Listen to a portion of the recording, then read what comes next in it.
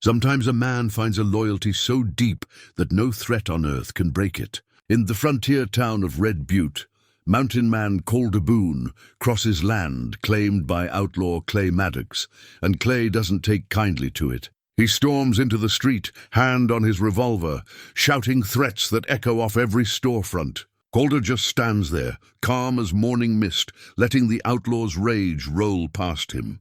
Clay's hand moves toward his gun. The townsfolk freeze. Then comes a low growl that stops everything. From behind Calder steps Rook, a wolf dog with scars and eyes that promise violence. The beast plants himself between the men, and Clay's courage drains from his face. What secret lies beneath that disputed land, and why would Calder risk everything to cross it? Before we jump back in, tell us where you're tuning in from. And if this story touches you, make sure you're subscribed, because tomorrow I've saved something extra special for you. 3 days earlier, the sun had barely cleared the eastern ridgeline when Calder Boone rode into Red Butte with nothing but a bedroll, a worn leather satchel, and a wolf dog that made grown men step back from their morning coffee. The town wasn't much to look at. A single dirt road lined with weather-beaten structures that leaned into the wind like old men too tired to stand straight. False-fronted buildings promised more than they delivered. A general store, a saloon with cracked windows, a land office that hadn't seen fresh paint in a decade, and a jail that looked like it might collapse if you leaned on it too hard. Calder was a man carved from the same stone as the mountains he called home. 53 years had etched lines deep into his face, each one a story of winters survived and hardships endured.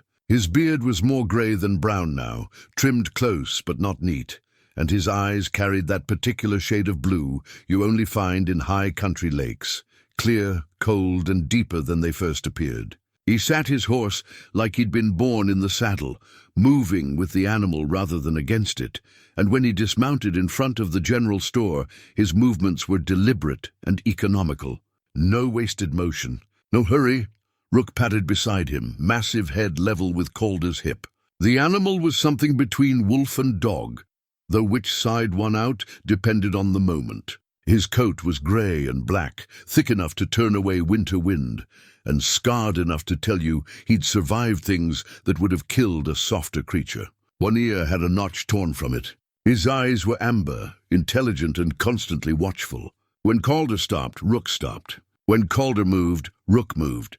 They were bound by something deeper than training, something that looked like partnership from the outside, but felt more like brotherhood from within. The general store's door announced their arrival with a rusty bell. Inside, the air smelled of coffee, dried tobacco, and old wood. Shelves lined the walls, stocked with essentials: flour, beans, ammunition, fabric, tools. A woman stood behind the counter, maybe 60 years old, with silver hair pulled back in a practical bun, and eyes that had seen enough of life to be wary, but not unkind. She looked at Calder, then at Rook, and something flickered across her face. Recognition, maybe, or memory. Help you? She asked, her voice carrying the roughness of someone who'd spent years breathing dust. Need some supplies? Calder said. His voice was quiet, the kind of quiet that made people lean in to listen, rather than forcing them back with volume. And information, if you're willing. Supplies I can do. Information depends on what you're asking. She began gathering items as Calder listed them: coffee, jerky, ammunition for his rifle. Her hands moved with the efficiency of long practice. I'm looking for records, Calder said. Land records. Going back 20, maybe 30 years, the woman's hands paused, just for a heartbeat. Land office is 3 doors down. Though I'll warn you, the clerk there isn't particularly helpful unless you've got the right encouragement. The kind that jingles or the kind that threatens. A slight smile touched her lips. The former, usually. Though lately, the latter works better if it comes from Clay Maddox. She set the supplies on the counter and looked at him directly. You don't strike me as one of his men. I'm not. Then you should probably know that Clay Maddox owns most of the land around Red Butte. What he doesn't own, he controls. And he doesn't take kindly to strangers asking questions about property lines. Calder nodded slowly, absorbing this. You got a name? Eliza Brennan. I've run this store for 32 years. Seen this town go from decent to desperate. She wrapped his supplies in brown paper, tying it with practiced efficiency. You planning on stirring up trouble with Maddox? Planning on finding some truth. If that stirs up trouble, so be it. Eliza studied him for a long moment. And in that moment, something passed between them, an understanding, maybe, or a recognition of kindred spirits who'd both lost things that couldn't be replaced. You remind me of someone, she said finally. Woman who came through here 5 years back, had that same look about her, determined, quiet about it but determined. Calder's hand went to his chest, where beneath his shirt hung a chain with a wedding band. Dark hair, green eyes, a voice like morning birdsong. Eliza's eyes widened slightly. Sarah Boone, you knew her. She was my wife. The words settled in the air like dust after a wind. Eliza's expression softened, and something like sorrow crossed her weathered face. I'm sorry for your loss. She was a good woman. Spoke of you often during her time here. What was she doing in Red Butte? Same as you, I suspect. Looking into land records. She mentioned her family once owned property near here. Said she wanted to understand what happened to it. Eliza glanced toward the door, as if checking for eavesdroppers. She left town sudden-like. Few days after she'd been asking questions. Heard later she'd taken ill. Calder's jaw tightened almost imperceptibly. She died 3 months after leaving here. Doctor said it was her heart, but Sarah had a strong heart. Strongest woman I ever knew. Sometimes the strongest hearts break in ways we can't see, Eliza said gently. Then after a pause, though sometimes they're helped along, the implication hung between them. Calder's hand rested on the counter, and Rook, sensing some shift in his companion's mood, pressed against his leg. The land she was asking about, Calder said. Would that be the stretch that runs along Copper Creek? The section with the old stand of cottonwoods. Eliza's silence was answer enough. That's what I thought. Calder paid for his supplies and turned to leave, then paused. You said Maddox owns most of the land around here. How'd he come by it? Same way men like him always do. Fear, intimidation, and creative paperwork. Anyone who challenged him either left town or stopped talking. She met his eyes. You seem like a man who doesn't scare easy, Mr. Boone, but I'd advise caution. Clay's got a dozen men who'll kill on his word, and a sheriff who's too afraid to stop them. I appreciate the warning. As Calder stepped back into the sunlight, an older man with a black medical bag was crossing the street. He moved with the careful gait of someone whose bones remembered every hard winter, and when he saw Rook, he stopped dead. That's a wolf, he said, though his tone suggested curiosity more than fear. Half wolf. Their half's loyalty. Calder studied the man. You the town doctor? Doc Harlan. Been patching up this town for 23 years. He approached slowly, and Rook's amber eyes tracked every movement. May I? He asked, gesturing toward the animal. At Calder's slight nod, Doc Harlan extended his hand slowly. Rook sniffed once, then allowed the touch. The doctor ran his fingers over the old scars with professional interest. He's been through some battles. We both have. Doc Harlan looked up at Calder, and in his eyes was the same recognition Eliza had shown, the look of someone seeing echoes of the past in the present. You're Calder Boone, aren't you? Sarah's husband. Word traveled fast in small towns, apparently. I am. She spoke of you. Said you were a man who kept his promises. Doc Harlan straightened, his expression grave. I was the one who examined her when she came through here. Thought she had a stomach ailment. Gave her some tonic, told her to rest. If I'd known... He stopped himself, old guilt evident in the lines of his face. Known what? The symptoms. They were consistent with something else. Something I didn't want to believe. He glanced around, then lowered his voice. You planning to stay in Red Butte long? As long as it takes. Doc Harlan nodded slowly. Then you should know, you're not the first to come looking for answers. And you may not be the last to leave in a pine box. He touched his hat in farewell. But if you need anything, medical attention, information, or just someone to watch your back, you know where to find me. As the doctor walked away, Calder stood in the middle of Red Butte's main street with his supplies and his wolf dog, feeling the weight of watching eyes from windows and doorways. This town had secrets, and those secrets had killed his Sarah. He reached into his satchel and pulled out a worn leather journal, its pages filled with Sarah's careful handwriting. Maps, notes, questions she'd never gotten to answer. He'd promised her in those final days, when the light was leaving her eyes, that he'd find the truth, that he'd see justice done. It had taken him 5 years to track down the threads she'd left behind, 5 years to work up the courage to follow her path. Now he was here, and he wasn't leaving until those promises were kept. Rook pressed against his leg again, a silent reassurance. Calder ran his hand over the animal's scarred head and opened the journal to a map Sarah had drawn. The disputed land was marked in her neat hand, along with a single word, mine. Not in the possessive sense, he understood now. She'd marked the location of a mine. Tomorrow he'd ride out there and see what was worth killing for. Tonight he'd make camp outside town and study every word Sarah had written, searching for the truth in the margins of her careful notes. The sun was setting behind Red Butte, painting the buildings in shades of amber and red. When Calder found a spot on the northern edge of town, he built a small fire, more for light than warmth, and laid out his bedroll. Rook circled 3 times before settling beside him, and together they watched the darkness settle over the frontier town like a shroud. Calder opened Sarah's journal and read by firelight, his finger tracing the words she'd written 5 years ago. "The land belongs to my family by right and law," one entry said, "but Maddox has papers that say otherwise.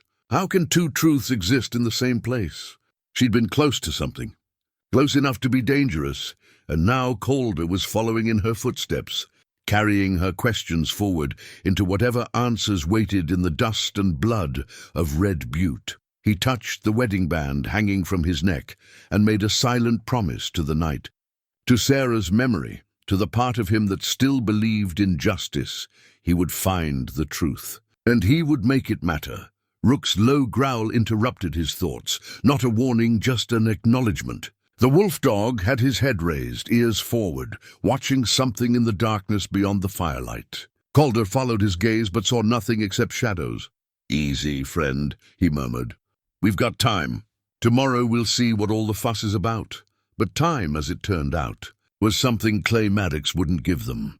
Dawn came cold and clear, the kind of morning that made a man grateful for coffee and a good fire. Calder had both, along with the company of a wolf dog who'd already caught and eaten his breakfast somewhere in the pre-dawn darkness. Rook returned to camp with blood on his muzzle and satisfaction in his amber eyes, settling down to watch Calder prepare for the day ahead. The ride out to the disputed land took less than an hour. Calder followed Sarah's map, tracing the route she'd marked 5 years earlier with careful attention to landmarks. A lightning-struck pine, a rock formation that looked like a sleeping bear, the bend in Copper Creek, where the water ran swift and cold. Every detail she'd noted was exactly where she'd said it would be, and Calder felt her presence in those observations. The way she'd always noticed things others missed, the land itself was beautiful in the way only wild country could be. Rolling hills covered in sage and wild grass, stands of cottonwood along the creek, and in the distance, the mountains rising like ancient sentinels. It was the kind of place a man could build a life, raise cattle, maybe even find peace. Calder understood why Sarah's family had claimed it, and why someone like Clay Maddox would kill to keep it. He dismounted near the cottonwoods and let his horse drink from the creek while he walked the property lines Sarah had marked. The old survey stakes were still there, weathered but visible if you knew where to look. And there, carved into a cottonwood trunk almost obscured by bark growth, were initials, J.C. 1847, James Carson, Sarah's grandfather. Calder pulled out the tin-type photograph he carried in his shirt pocket, protected by oilcloth and worn from handling. Sarah stood in front of these very same cottonwoods, young and vibrant, maybe 19 or 20 years old. The photo had been taken before they'd met, before life had written its stories across both their faces. She was smiling, one hand resting on the trunk of the tree, claiming her place in this landscape. He was so focused on the photograph, on the memories it carried, that he didn't hear the riders until Rook's growl brought him back to the present. 6 men on horseback emerged from the tree line, spreading out in a semicircle that spoke of practiced intimidation. In the center rode Clay Maddox, and even if Calder hadn't known the name, he would have recognized the type. Mid-40s, well-fed in a place where most men were lean from hard work, wearing clothes that cost more than a month's wages for a ranch hand. His horse was too fine for everyday riding, his gun belt too ornate for practical use, and his face carried the particular smugness of a man who'd never been told no. Beside him rode a scarred brute of a man with dead eyes and a gun worn low on his hip. "Pike," called a guest. The enforcer Eliza had mentioned without mentioning. "You're on private property," Clay announced, his voice carrying the forced authority of someone used to being obeyed out of fear rather than respect. Calder folded the photograph carefully and returned it to his pocket. "I'm on property that belonged to James Carson, legally purchased in 1847. "That's so." Clay's smile was thin and cold. "Funny, because my papers say I bought this land 15 years ago from a man named Garrett Hodge, who bought it from the territorial government when Carson abandoned it. James Carson didn't abandon anything. He was forced off by men with guns who didn't like the color of his daughter's husband." Calder's voice remained steady, conversational even. "His daughter Sarah inherited the claim, and when she came here 5 years ago to reclaim what was hers, she ended up dead 3 months later." Something flickered in Clay's eyes. Surprise, maybe, that this stranger knew so much. Or calculation about what that knowledge meant. "A lot of people die," Clay said. "It's the nature of life out here. Hard country takes hard tolls. Some tolls are collected by the land, others by men who think they're above justice." Pike's hand drifted toward his gun. "You calling Mr. Maddox a murderer?" "I'm stating facts. Sarah Boone came to Red Butte asking questions about this land. She left sick and died shortly after. Now I'm here asking the same questions." Calder's hand rested casually near his rifle, still in its scabbard on his saddle. "Makes a man wonder what's on this property that's worth killing for." Clay's face flushed red, veins standing out on his neck. "You got a lot of nerve, stranger. Riding onto my land, making accusations. You know what we do to trespassers out here." "I know what you think you do. But I also know the law, and I know the truth. This land belongs to Sarah's estate, which means it belongs to me as her widower." "Your wife's dead," Clay spat. "Dead people don't own property." "No, but their heirs do. And I've got the original deed, signed and witnessed, dated 1847.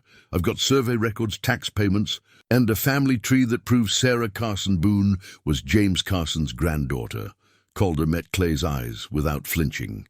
"What have you got besides forged papers and a reputation for violence?" The other riders shifted in their saddles. These were hired guns, loyal to Clay's money more than Clay himself, and Calder could see them calculating odds and weighing risks. A man willing to stand alone against 6 armed men was either stupid or dangerous, and Calder didn't carry himself like a stupid man. Pike cleared his throat. "Want me to handle this, boss?" Clay raised a hand, his eyes never leaving Calder. "Not yet. I want to give our friend here a chance to reconsider his position." He leaned forward in his saddle. "You ride out of Red Butte today, right now, and we'll forget this conversation happened. You'll live to see another sunrise. That's a generous offer." "I appreciate the offer," Calder said. "But I didn't ride all this way to turn back at the first threat. I made a promise to my wife. I intend to keep it."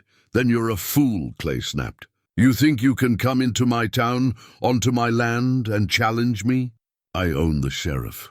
I own half the businesses. I own the territorial judge who'll rule on any land dispute."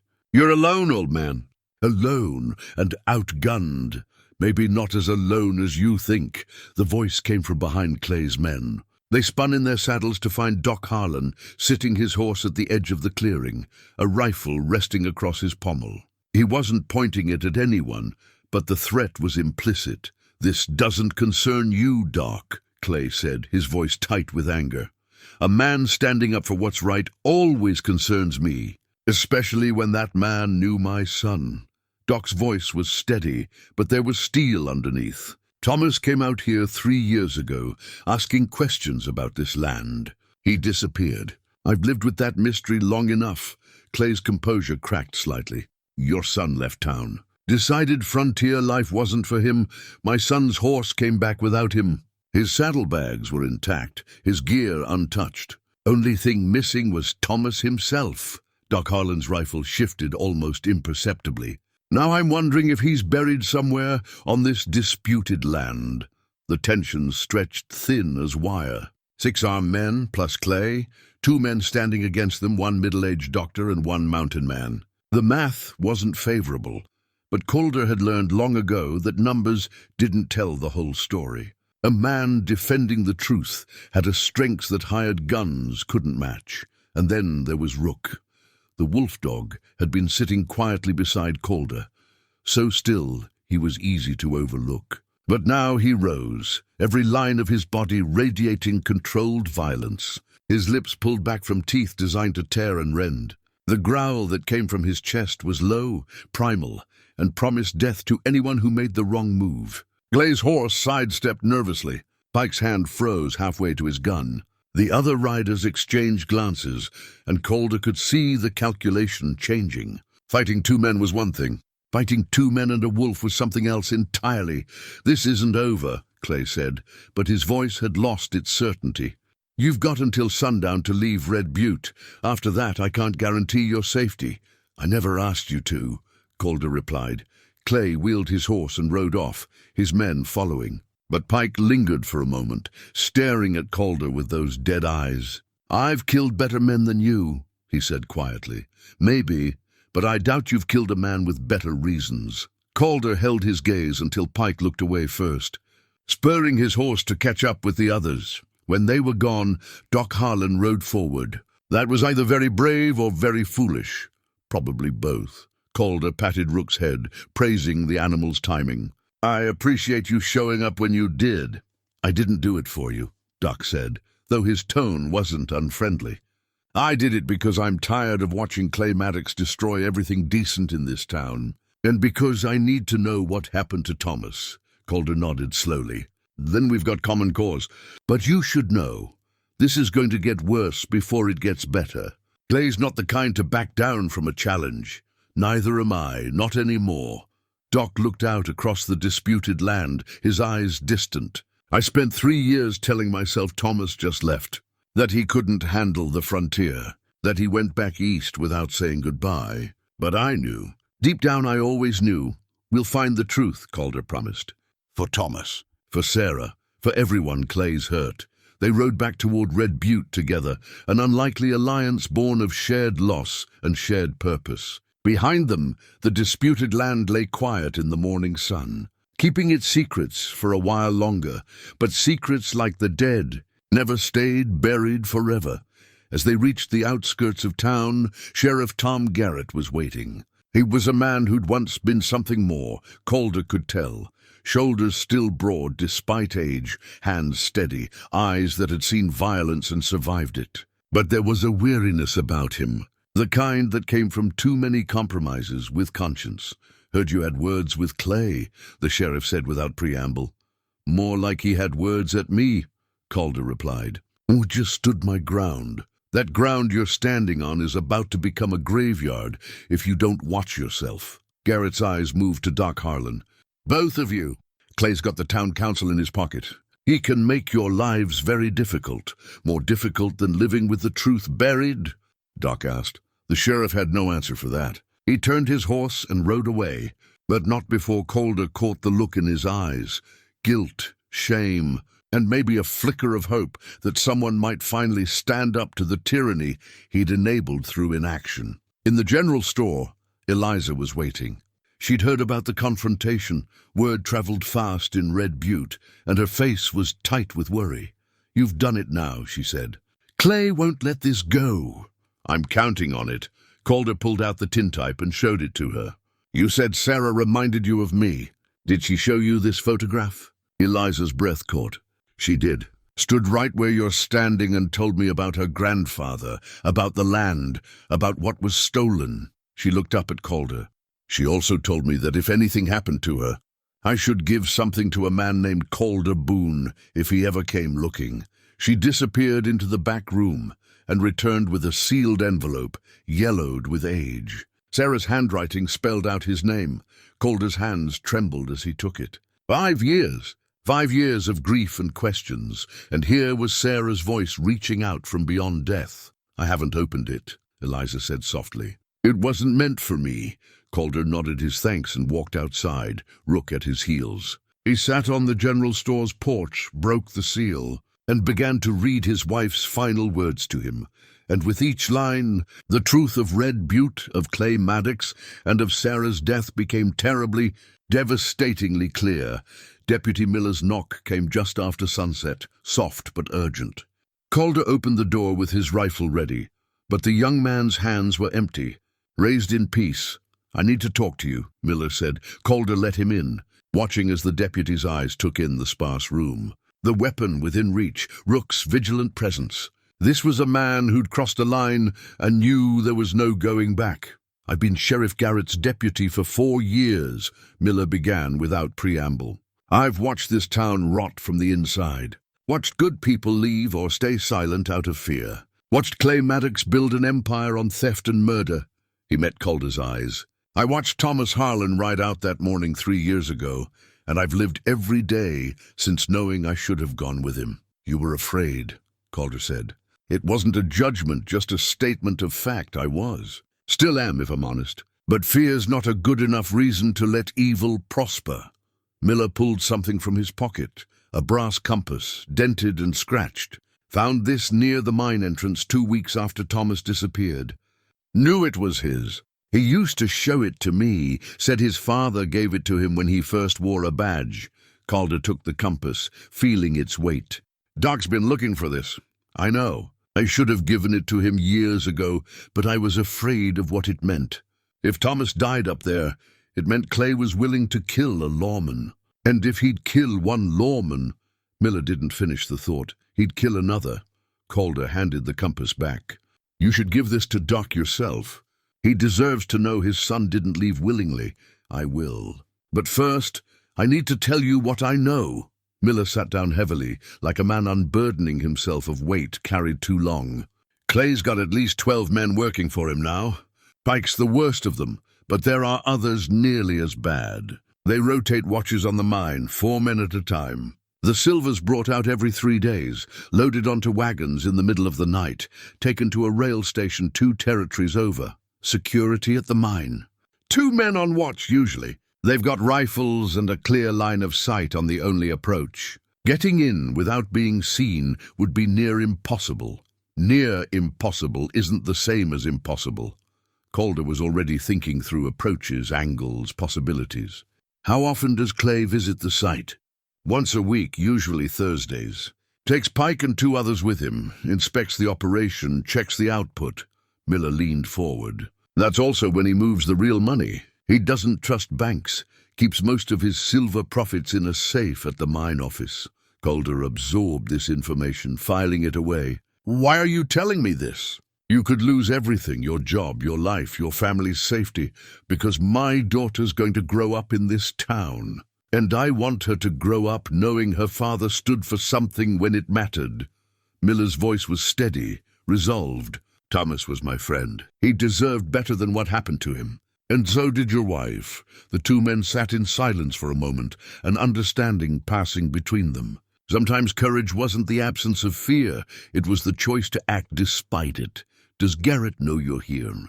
Calder asked. "No, the sheriff's a good man, but he's been beaten down by compromise. He knows what Clay is, but he's convinced himself that keeping a fragile peace is better than starting a war he doesn't think he can win. What if he knew he wasn't alone? That there were others willing to stand with him?" Miller considered this. Maybe he's not a coward, just tired.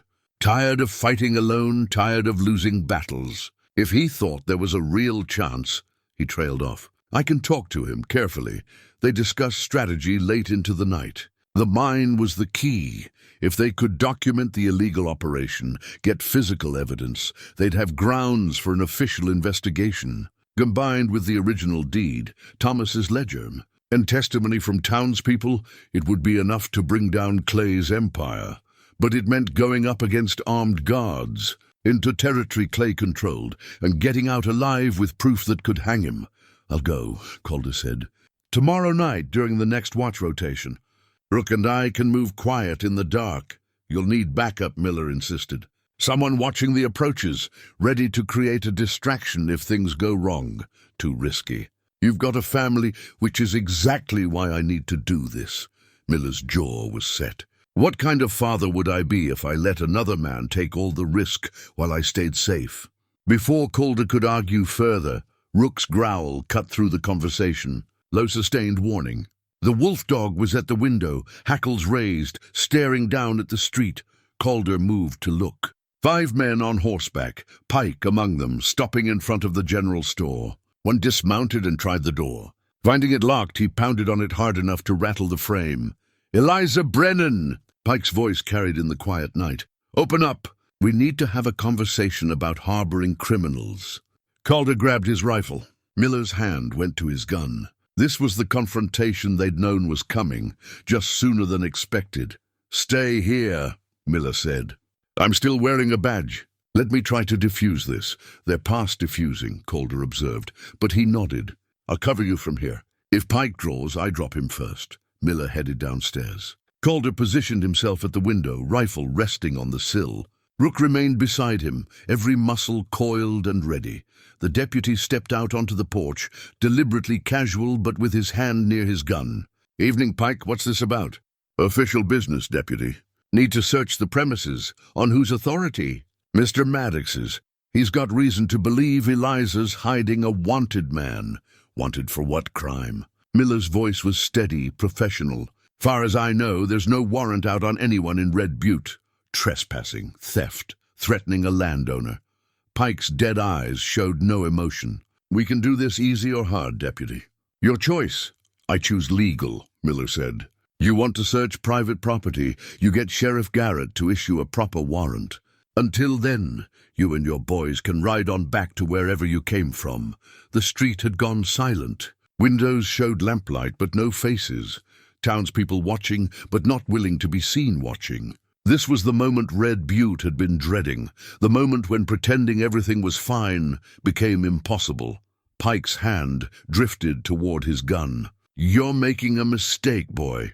The mistake was made years ago, when we all started looking the other way. Miller's voice carried a new strength, the kind that came from finally choosing a side. "Thomas Harlan was my friend. He was murdered for trying to uphold the law. I'm not making the same mistake he did, going alone. But I'm also not backing down."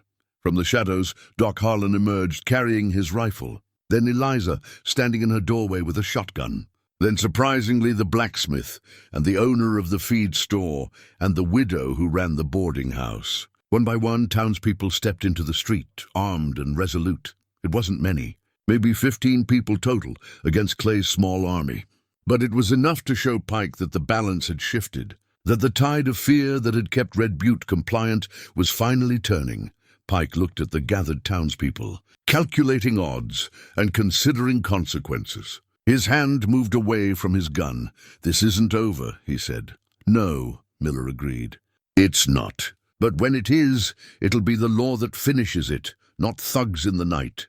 Pike and his men rode off, but the threat in his parting glance was unmistakable. Clay would hear about this, and Clay wouldn't take it well. As the townspeople dispersed, Doc climbed the stairs to Calder's room. Miller followed. The 3 men stood together, knowing they'd just committed to a course that would end in either justice or death. "Tomorrow night," Calder said. "We go to the mine, get the evidence, and finish this." Doc nodded slowly. Miller's hand shook slightly, but his voice was firm when he said, "I'm in." Outside, Red Butte settled into uneasy sleep, no longer able to pretend innocence. The battle lines had been drawn, and come morning, everyone would have to choose which side of history they wanted to stand on. In his grand house, Clay Maddox received Pike's report with mounting rage. This mountain man had done in days what years of intimidation had prevented. He'd given the town courage to resist. That courage would need to be crushed, completely and publicly, before it spread any further. Clay began making plans for the morning. Plans that involved fire and blood, and an example no one in Red Butte would ever forget. The morning came with smoke on the wind. Calder smelled it before he saw it. Acrid, wrong, carrying the scent of burning wood and something worse. He was at the window instantly, Rook beside him, both alert to danger. The feed store was burning. Flames climbed the walls, consuming dry timber like kindling. Clay's men surrounded it, not fighting the fire, but ensuring no one else did either. And in the middle of the street, the feed store owner knelt with his hands tied, Pike standing over him with a gun. This is what happens to traitors. Clay's voice carried across the town, amplified by rage and certainty. He stood on his horse, making sure everyone could see him, hear him. You stand with that mountain man, you stand against me. And standing against me has consequences. Sheriff Garrett was there, trying to intervene, but 4 of Clay's men kept him back. The sheriff's face was twisted with impotent fury, his hand on his gun, but outnumbered and outmaneuvered. Calder grabbed his rifle and headed for the door. Eliza caught his arm. That's what he wants, she said urgently. He's baiting you. The moment you step out there, Pike will kill you and claim self-defense. I can't watch an innocent man die because I came to this town. Neither can I, Miller said, appearing from the stairwell. But she's right. We walk into that, we're dead, and Clay wins. We need to be smarter. Calder forced himself to think past the rage, past the immediate need to act. Sarah's voice echoed in his memory. Do it the right way. The mine, he said. Tonight's operation. We stick to the plan. We get the evidence, and Clay hangs for everything he's done. That man out there doesn't have until tonight, Doc Harlan said from the doorway, his medical bag in hand, but useless against the violence unfolding. They were trapped by tactics and timing, by the knowledge that rushing out would only add their bodies to the count. And then, unexpectedly, salvation came from an unlikely source. Sheriff Garrett pushed through Clay's men, knocking one aside with more force than anyone thought he still possessed. He stood between Pike and the kneeling man, hand on his gun, facing down the outlaw with something that looked like his old self, rising from years of compromise.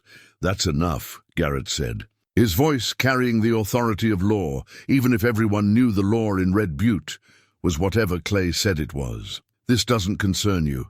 Sheriff, Clay replied, a man being executed without trial concerns me plenty.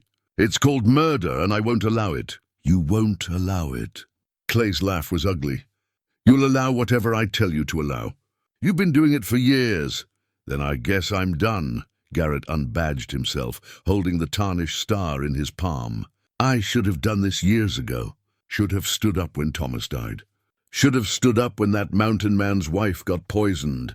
But I was too afraid, too convinced that keeping a false peace was worth the price of my soul. He dropped the badge in the dirt. But I'm not afraid anymore. And I'm not moving. You want to kill this man, you'll have to kill me first. The street was absolutely silent. Clay's face went through a series of expressions. Surprise, calculation, fury. Pike's gun was already drawn, but even he seemed uncertain about gunning down a lawman. Former badge or not, you're making a mistake, Clay said, but his voice had lost some of its certainty. The mistake was trusting you to know where the line is. Garrett pulled his gun, not pointing it at anyone but making his position clear. This stops now. No more burnings, no more killings, no more terrorizing this town.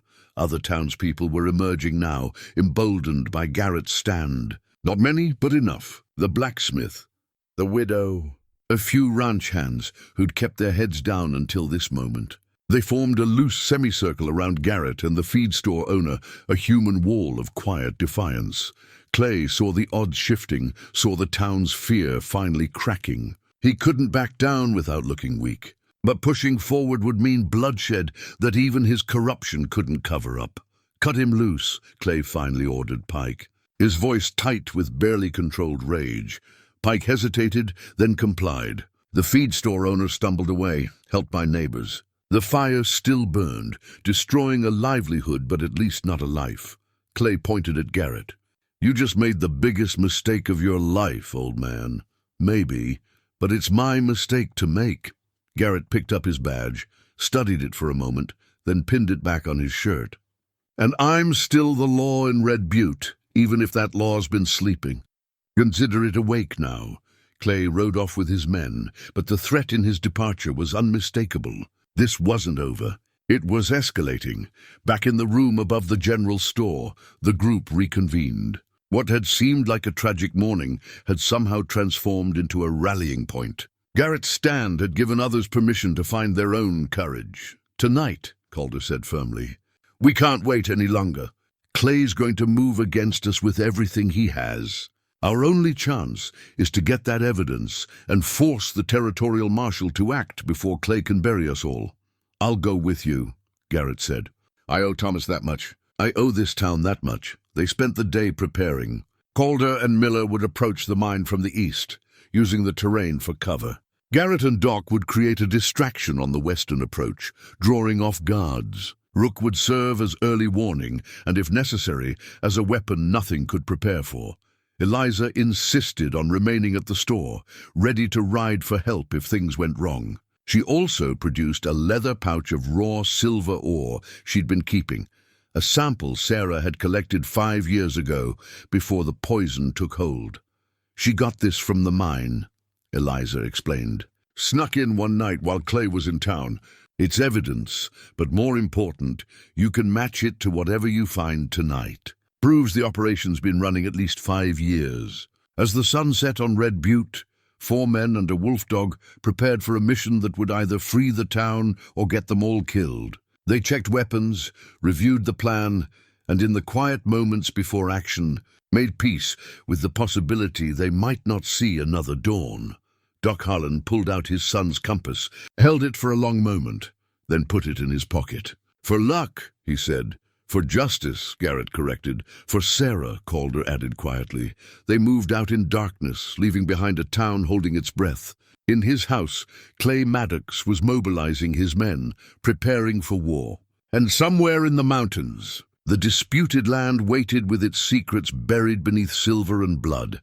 The night would reveal which was stronger, the law of men or the law of money and violence. Calder touched Sarah's wedding band one more time, then followed Rook into the darkness, ready for whatever came next.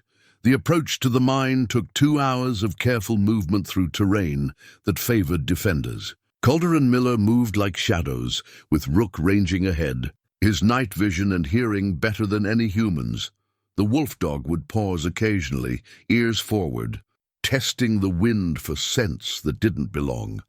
The mine entrance was exactly where Sarah's map had indicated, a timber-framed opening in a hillside, concealed by scrub pine and positioned to be invisible unless you knew where to look. 2 guards sat by a fire, rifles within reach but not held, their attention on a bottle passing between them rather than on the darkness around them. "Sloppy," Miller whispered. "They're not expecting trouble. Or they're bait," Calder countered, studying the approaches. Something felt wrong about how exposed the guards were, how easy this seemed. Then Rook's hackles rose, and a low growl rumbled in his throat. Not directed at the guards by the fire, but at something else, something behind them. Calder spun, just as Pike emerged from the darkness, gun drawn, and pointed at Miller's head. "Thought you might try something like this," Pike said, his dead eyes reflecting firelight. Clay figured the mountain man for stupid. Glad to see he was right. More men appeared, 8 of them, surrounding the position. They'd walked right into a trap. "Drop your weapons," Pike ordered. Calder's mind raced through options. They were outnumbered, outpositioned, and outmaneuvered. Fighting would just get Miller killed. He lowered his rifle slowly, and Miller did the same with his pistol. "The wolf, too," Pike said. "Call him off or I'll shoot him. Rook, down," Calder commanded. The wolf dog obeyed reluctantly, muscles still coiled for violence, but disciplined enough to wait for the signal. "Smart dog." Pike's smile was cold. "Clay wants to talk to you. Both of you. You're gonna help us solve a problem." They were marched into the mine, past the guards who'd been bait just as Calder suspected. The tunnel opened into a larger chamber lit by oil lamps, and what Calder saw there made him understand the true scope of Clay's operation. This wasn't a simple mining operation. It was a full-scale industrial enterprise. Ore carts, smelting equipment, timber supports that spoke of extensive excavation. Thousands of dollars in infrastructure, all built on land Clay didn't own. And there, in a corner of the chamber, were bones. Human bones, partially buried in rockfall. Thomas, Miller breathed, his face going pale. Doc's son had been here, just as they'd suspected. But the horror of seeing confirmation, of knowing those remains, had been lying in darkness for 3 years, hit like a physical blow. Clay Maddox stood in the center of the chamber, looking pleased with himself. "Welcome to the Silver Creek mine. Impressive, isn't it? Took me 5 years to build all this. 5 years of planning, investment, careful management. 5 years of theft and murder," Calder said quietly. "Perspective," Clay replied with a shrug. "I saw opportunity where others saw rocks and dirt. That's called vision. It's called crime." Miller's voice shook with rage. "You killed Thomas. You killed Mrs. Boone. How many others?" "Only the ones who couldn't mind their own business." Clay walked toward Thomas's remains, almost casual. Young deputy here started asking questions, making noise about land claims and legal documents. So I invited him up here for a tour, showed him the operation, made him an offer. He refused. Tried to arrest me, if you can believe that. Pike had to handle it. "Handle it," Calder repeated, the words like ash in his mouth. "Rock fall. Tragic accident. These mines are dangerous." Clay's smile was reptilian. "Same thing happened to Sarah Boone, or would have if the poison hadn't finished the job first. She was more stubborn than Thomas, actually. Came here twice, took samples, thought she was being clever. Had to take more permanent measures." The admission hung in the chamber. Calder's hand slowly moved toward the knife at his belt, but Pike's gun tracked the movement. "Easy," Pike warned. "Clay wants to talk." "After that, we'll see. Here's the situation," Clay continued, enjoying his captive audience. "Tomorrow, I'm presenting the town council with a petition to incorporate the Silver Creek mine into Red Butte's municipal holdings. I've got enough signatures from townspeople who depend on my money to make it legal. Once it's incorporated, any challenge to my ownership becomes a challenge to the town itself. The territorial judge, who happens to be a business partner, will rule in favor of municipal rights over individual land claims." "That won't work," Calder said. "The original deed will disappear, along with Thomas's ledger, which I'm guessing Doc Harlan has hidden somewhere. And along with you two, of course." Clay's expression turned serious. "But here's the thing. I'm not a monster. I'm a businessman. And right now, you two represent a problem that could be solved with either violence or negotiation. You're offering us a deal," Miller said flatly. "I'm offering you life. Yours, your family's, everyone who stood with you yesterday morning. You leave Red Butte tonight, never come back, never speak about what you've seen or heard, and everyone lives. The town gets the economic benefits of the mine, I get to continue my operation without interference, and you get to watch your daughter grow up." Clay looked at Calder. "You get to walk away with your life and your dog. That's more than Sarah got." The calculation was clear. They could kill them, but bodies had a way of creating problems, especially when townspeople were already suspicious. Better to buy silence, to send them running and let fear keep them quiet. "And if we refuse?" Calder asked, though he already knew the answer. "Then I make examples of you. Public, brutal examples that make sure no one else in Red Butte ever questions me again." Clay's voice went cold. "Your choice.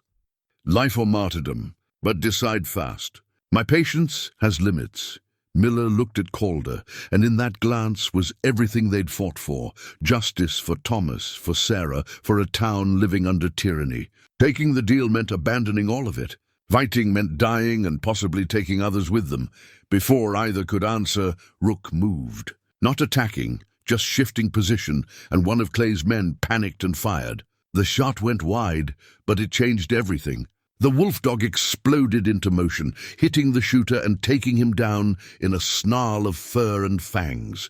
The chamber erupted into chaos. Pike turned toward Rook, and Calder used the distraction to rush him.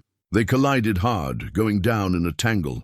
Miller dove for his confiscated gun. The other guards were firing at Rook, but the wolf dog was too fast, moving between the ore carts and equipment, like grey lightning. Calder got his hands on Pike's gun, forcing it away just as it discharged. The bullet ricocheted off stone, and then they were rolling, struggling for control of the weapon.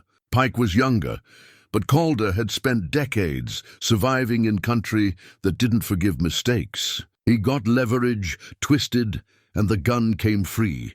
Miller had retrieved his weapon and was returning fire, keeping Clay's men pinned. Rook had disabled 2 more guards, not killing but removing them from the fight with savage efficiency. Clay was running deeper into the mine, and Calder went after him, leaving Pike groaning with a bullet in his shoulder.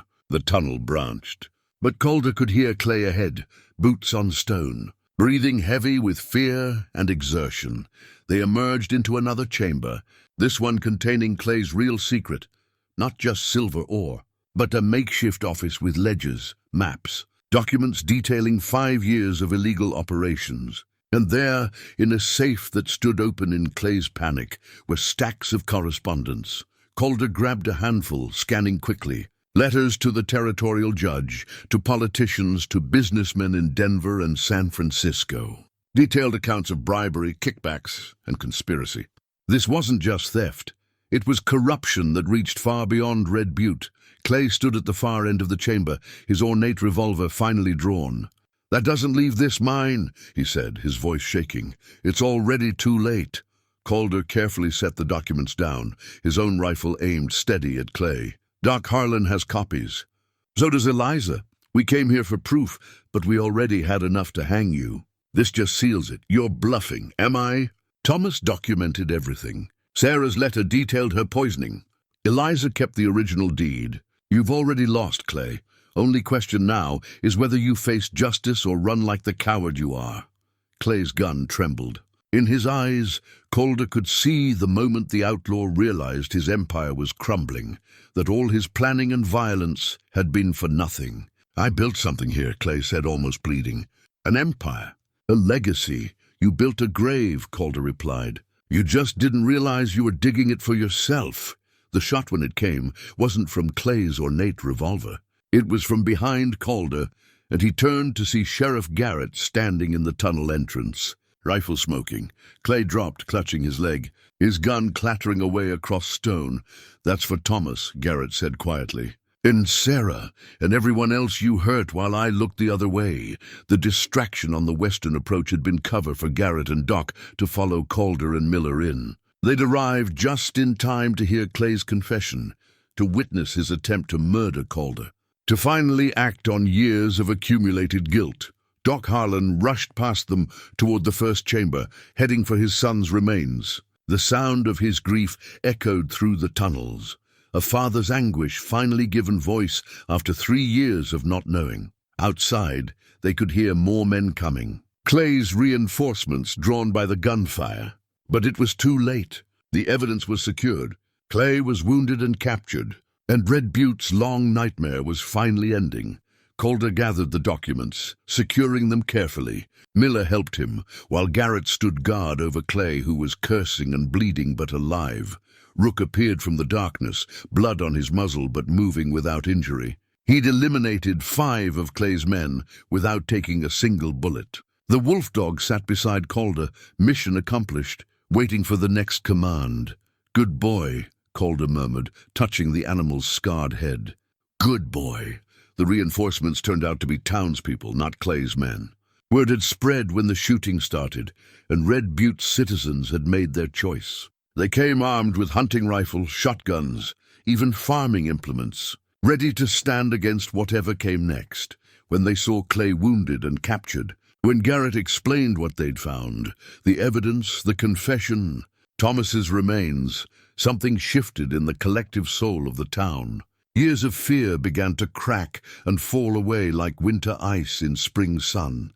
They carried Clay back to town on a makeshift stretcher, Garrett and Miller flanking him with loaded rifles. Doc Harlan insisted on bringing Thomas's remains, refusing to leave his son in the darkness any longer. The procession through Red Butte streets at dawn was somber, meaningful, like a wound finally being cleaned even if the process hurt, but the danger wasn't over.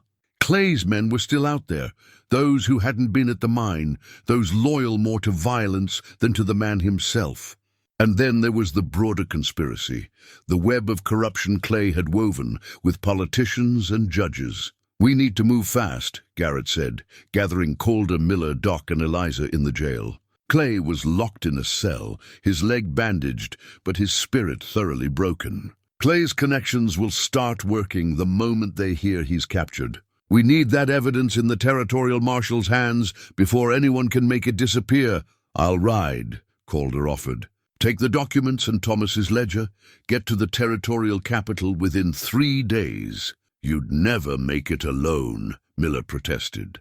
"Clay's men are watching the roads. The moment you ride out, they'll be after you. Not if they don't know I'm gone." Calder was already formulating a plan. "What if I leave at night, take back trails instead of main roads?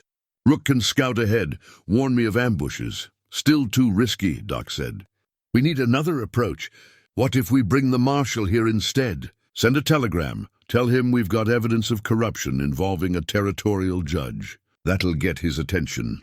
"The telegraph office is run by one of Clay's cousins," Eliza pointed out. "Send that message, and every gun hand between here and the capital will know about it within hours." They were circling the problem, each solution revealing new complications. Time was against them, and the enemies they faced had resources, connections, and nothing to lose. Then Miller had an idea. "What if we do both? Send a decoy rider on the main road, someone who looks like they're carrying important documents. Meanwhile, Calder takes the real evidence on a back route. The ambushers hit the decoy, think they've stopped us, while the truth gets through anyway. That decoy would be taking on enormous risk," Garrett observed. "I'll do it," a voice said from the doorway. It was the feed store owner, the man who'd nearly been executed the morning before. "Clay burned my livelihood. Let me return the favor by burning his last chance at freedom." Others volunteered too. The blacksmith, the widow, even the nervous telegraph clerk who revealed he'd been documenting Clay's messages for months. Insurance against the day his conscience finally outweighed his fear. A plan emerged, complex and risky, but possible. They'd create multiple decoys, send riders out in different directions, overwhelm Clay's remaining men with targets to chase. The real evidence would go with Calder on the least expected route, through the high country, over trails that most men wouldn't attempt on horseback, through territory that would be brutal but passable for someone who knew mountains. "When do we start?" the feed store owner asked. "Dawn tomorrow," Garrett decided. "Gives us time to prepare, and gives anyone watching us time to assume we're planning for later rather than sooner." That day was spent in careful preparation. Calder plotted his route using Sarah's old maps, identifying water sources and shelter points. Miller worked with the decoy riders, making sure each carried convincing fake documents. Doc prepared supplies, medical gear, food, ammunition. Eliza organized the townspeople who'd stand watch, making sure Clay's remaining men didn't try a direct assault on the jail. The real documents were carefully secured in oilcloth and leather, protected from weather and rough handling.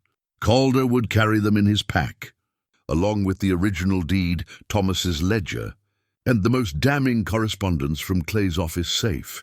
That evening, as the sun painted Red Butte in shades of amber and gold, Calder found himself alone with his thoughts for the first time since the chaos had begun. He sat on the jail's back porch, Rook beside him, and pulled out Sarah's photograph. She smiled at him from across 5 years of grief and searching.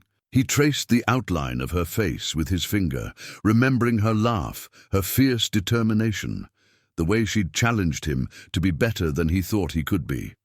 "Almost done," he told her softly. "Almost there." Doc Harlan joined him, 2 cups of coffee in hand. He offered one to Calder and sat down heavily, exhaustion showing in every line of his weathered face. "Thomas would have been 30 next month," Doc said after a long silence. "I had his birthday marked on the calendar, even though I knew he was gone. Couldn't quite make myself stop hoping. Hope's not a weakness. Sometimes it feels like one." Doc sipped his coffee. "But then I think about what we found today, how we finally got justice for him, and I realize hope was what kept me going. Hope that the truth would come out, that he didn't die for nothing. He didn't. None of them did. Calder looked at the mountains in the distance, the route he'd be taking tomorrow. They died standing for something real. That counts for more than most people's whole lives. You remind me so much of Thomas, Doc said. That same stubborn sense of right and wrong. That same refusal to compromise when it matters. Sarah was like that too. Maybe that's why I loved her so much. Calder smiled sadly. She was braver than I ever was. Coming here alone, facing down Clay, getting evidence even while he was poisoning her. By the time she realized how sick she was, she'd already done the hard part. She just needed someone to finish it, and you did. She'd be proud. I hope so. Calder touched the wedding band at his neck. I promised her I'd do it the right way. That meant not killing Clay when I had the chance, letting the law handle it. That was harder than any fight I've ever been in. They sat in comfortable silence, two men who'd found unexpected friendship through shared loss. The night settled over Red Butte, bringing with it a sense of anticipation. Tomorrow would determine whether their sacrifices had meaning, or whether Clay's corruption would win one final victory. Inside the jail, Garrett was talking with Clay through the cell bars. Calder could hear their voices, low and intense. You could have been something, Garrett was saying. You had ambition, drive, vision. Could have built something legitimate, something to be proud of. I did build something, Clay replied, his voice bitter. An empire. More wealth than 3 generations could spend. That's not nothing. It's worse than nothing. It's everything that's wrong with men who think money buys them immunity from conscience. Garrett's voice hardened. You killed good people. You corrupted a whole town. You turned law into a joke and justice into something you could purchase. That's your legacy, Clay. Not the silver, not the wealth. Just the trail of bodies you left behind. Clay had no response to that. What response was there? The truth of his crimes was undeniable now, documented in his own hand, witnessed by multiple people, proven by evidence that no amount of bribery could erase. As night deepened, Miller made his rounds, checking on the decoy riders and making sure everyone understood the morning's plan. He stopped by where Calder sat, looking younger than his years and more uncertain than he wanted to admit. Never shot at a person before today, Miller confessed. Never thought I'd have to. It changes you, Calder acknowledged. Taking a life or even just being willing to. Something shifts inside that you can't shift back. Do you regret it? The men you've killed? Calder thought about that. I regret needing to. I regret living in a world where violence sometimes becomes necessary. But I don't regret protecting what needed protecting or standing for what needed standing for.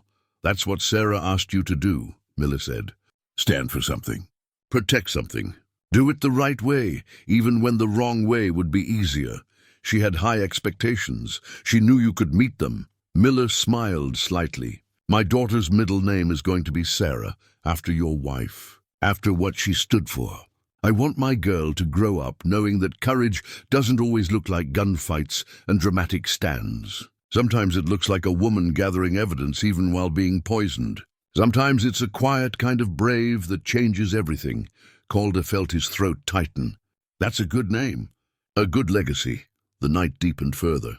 One by one, the lights in Red Butte went out as people sought what rest they could before the morning's trials. But in the jail, in the general store, in a dozen homes throughout town, people lay awake, thinking about the choice they'd made to finally stand against tyranny. Calder didn't sleep. He sat with Rook, checking his gear repeatedly, reviewing the route in his mind, thinking through contingencies and problems. The wolf dog sensed his tension and stayed close, offering silent companionship. Around midnight, Eliza brought food, dried meat, hard bread, cheese that would travel well. She also brought something else, a small leather journal, its pages blank, for after, she said simply. For when this is done and you need to write down what happened, so people remember. So Sarah's story gets told the way it should be told. Calder accepted it, touched by the gesture. I'm not much for writing. You'll find the words when you need them. You found them for everything else. She squeezed his shoulder. Ride safe tomorrow. Come back alive. Red Butte needs good men like you. Red Butte has good people already. They just forgot for a while. Maybe. But sometimes it takes an outsider to remind us who we are. She left him then, And Calder was alone with his thoughts and his wolf dog and the weight of what tomorrow would bring. He cleaned his rifle one more time, checked the documents one more time, touched Sarah's wedding band one more time.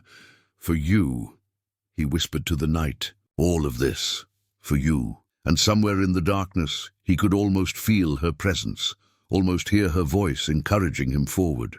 The woman he'd loved, the woman who'd started this journey 5 years ago with courage and determination, was still with him in the ways that mattered. Dawn was coming. Justice was coming. And Calder Boone, mountain man and widower, was ready to see this through to whatever end awaited in the high country between here and the territorial capital. Rook lifted his head, scenting something on the wind, then settled again. "All clear." Already, the final act was about to begin. They traveled through the night, sacrificing concealment for speed. If Clay's hired guns were watching the approaches, then timing mattered more than stealth. Get through before they could properly position. Hit them where they didn't expect when they didn't expect. By dawn of the second day, they'd covered ground that should have taken 3. The horses were exhausted, and both men were running on determination more than energy. But they were close now, maybe 12 hours from the territorial capital if they pushed hard. The ambush came at midday in a canyon where the trail narrowed between steep walls. Garrett saw it first, a glint of sunlight on metal high up on the canyon rim. He yanked Calder's horse aside just as the first shot rang out. The bullet passed through the space where Calder's head had been a heartbeat before. They dove for cover behind a boulder outcropping as more shots followed, echoing off stone walls, creating confusion about how many shooters and where they were positioned. 3 above us, Garrett called, pointing. "Maybe more we can't see." Rook was already moving, scrambling up the canyon wall with the agility of a wild animal. The wolf dog disappeared into the rocks, and moments later, a scream indicated he'd found one of the shooters. That gave Calder the opening he needed. He broke from cover, running for a position that would give him a better angle on the remaining shooters. Bullets kicked up dust around his feet, but he made it, sliding behind another boulder and bringing his rifle up.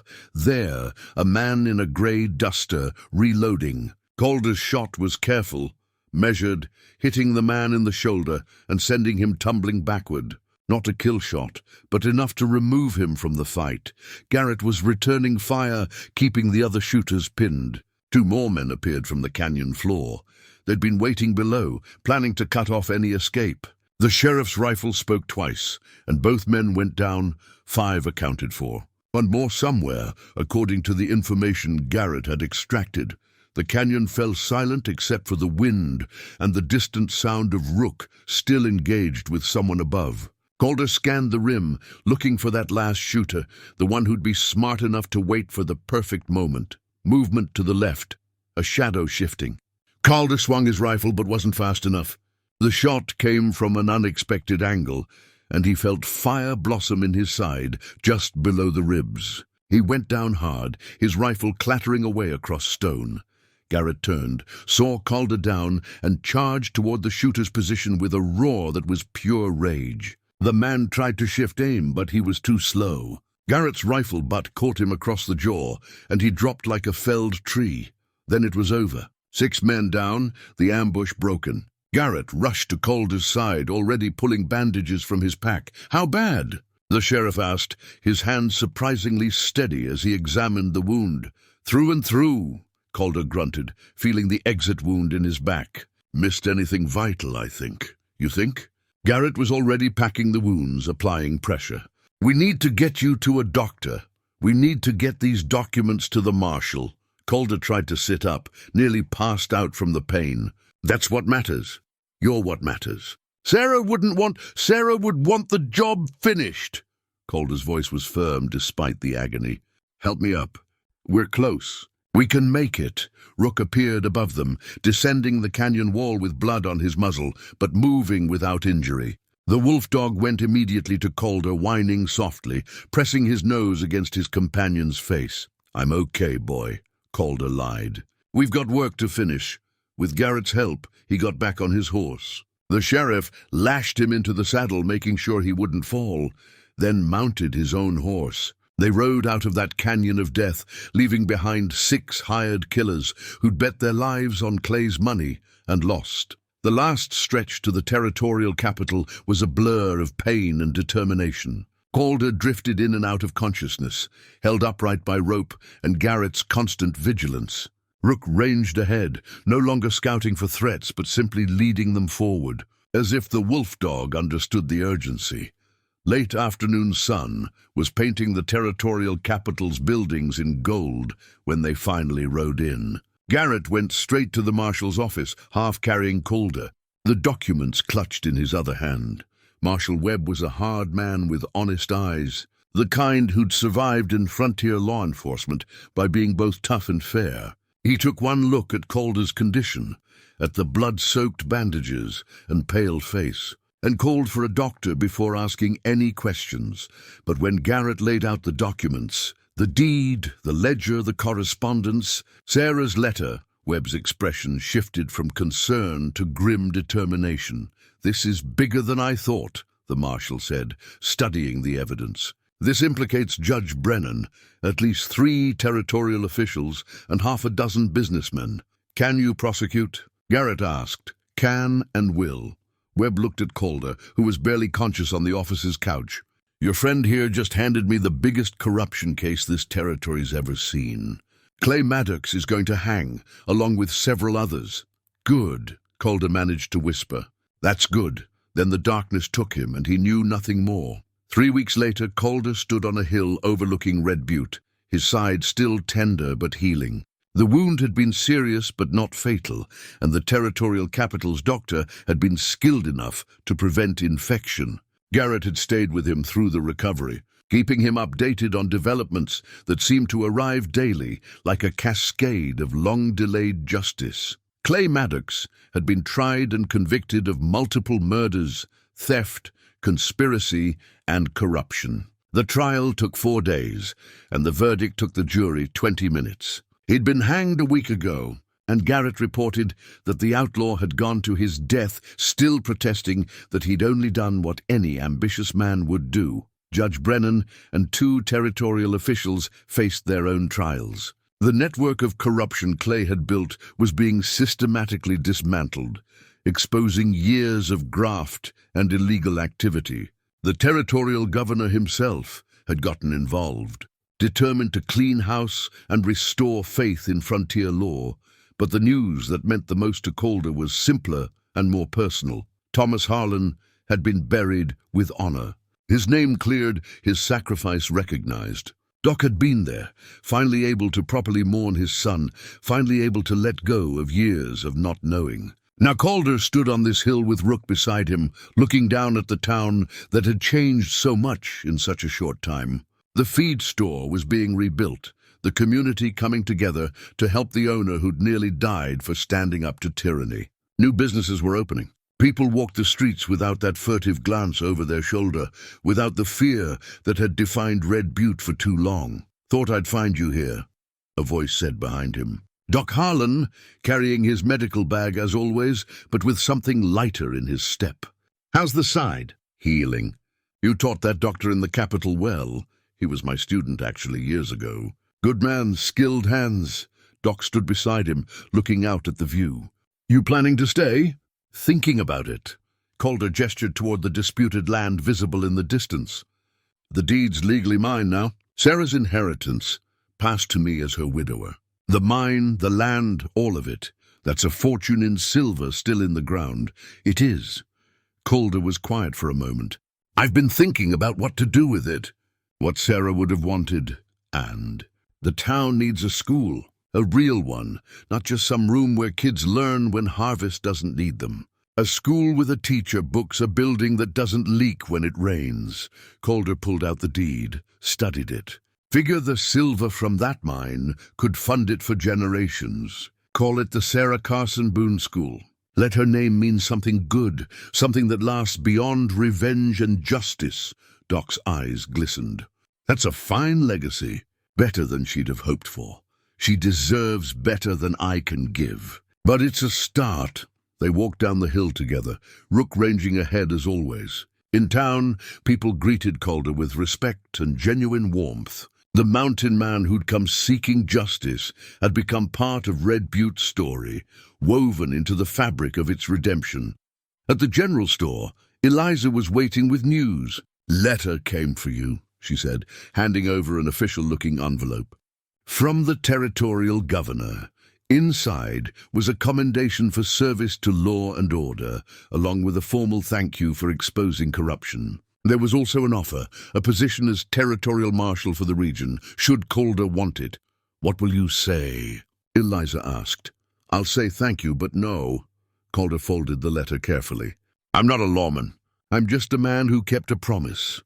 Some promises change the world. Some do." He looked around the store, remembering the first time he'd walked in, when Sarah's journey had still been a mystery and justice had seemed impossible. "I'm thinking I might stay around here. Help get the school built. Maybe do some mining myself. Nothing industrial, just enough to fund things." This was Sarah's land, her family's land. Feels right to honor that. Sheriff Garrett stopped by that evening, his badge polished for the first time in years. Miller had been promoted to deputy marshal, given responsibility for regional law enforcement. The old sheriff was training him, passing on decades of hard-won wisdom about keeping peace without compromising principles. "The territorial governor wants to know if you testify in the corruption trials," Garrett said. "Your statement about what Clay admitted in the mine would be powerful evidence." "I'll testify. As many times as it takes." Calder touched the wedding band still hanging from his neck.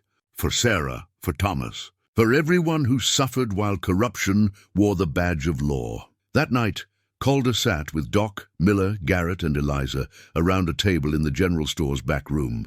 They shared a bottle of whiskey, toasting absent friends and hard-won victories. The conversation was easy, comfortable, the kind that comes when people have been through fire together and emerged on the other side. "To Sarah," Doc said, raising his glass, "who started this journey and gave us the map to follow."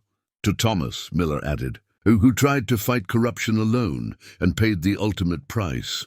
"To justice," Garrett said quietly. "However long it takes, however hard the road." They drank in silence, each lost in thoughts of the journey that had brought them here. Later, Calder walked to the edge of town, where a small cemetery held the graves of those Red Butte had lost over the years. There was a new marker there now, placed by Doc with Calder's help. Thomas Harlan, deputy marshal, died serving justice. 1847-1873, his courage lives on. Calder knelt beside it, Rook sitting nearby. "We did it, Thomas," he said softly. "Got justice for you, for Sarah, for all of them. Your death wasn't for nothing. Your father knows that now. The whole territory knows it." He pulled out his leather journal, the one Eliza had given him, and began to write by moonlight. The story of Red Butte, of corruption and courage, of a mountain man and his wolf dog who'd refused to let injustice stand. The story of Sarah, who'd started this journey knowing it might cost her life. The story of ordinary people finding extraordinary courage when it mattered most. The words came easier than he'd expected, flowing from his pen like water finding its course downhill. He wrote about loyalty, not just Rook's loyalty to him, but the loyalty we owe to truth, to justice, to the memory of those who've gone before. When he finally closed the journal, dawn was breaking over Red Butte. The town was stirring, beginning another day. But this day was different from the ones that had come before. This was a day built on truth instead of fear, on justice instead of corruption. Calder stood, touched Sarah's wedding band one final time, and turned toward the rising sun. Behind him the past, grief and loss and the hard journey of seeking justice. Ahead, the future, a school to build, a town to help heal, a life to live in a place Sarah had loved. Rook pressed against his leg, and together they walked back into Red Butte, into whatever came next. The mountain man and his wolf dog, bound by loyalty deeper than words, ready for whatever new challenges awaited. Sometimes a man finds a loyalty so deep that no threat on earth can break it. Calder had found it twice, in a woman's love and in a wolf dog's devotion. And both had taught him the same truth. Loyalty isn't about never being afraid. It's about standing firm when everything tells you to run. That's what Sarah had done. That's what Thomas had done. That's what Calder had done. And in the end, standing firm had changed everything.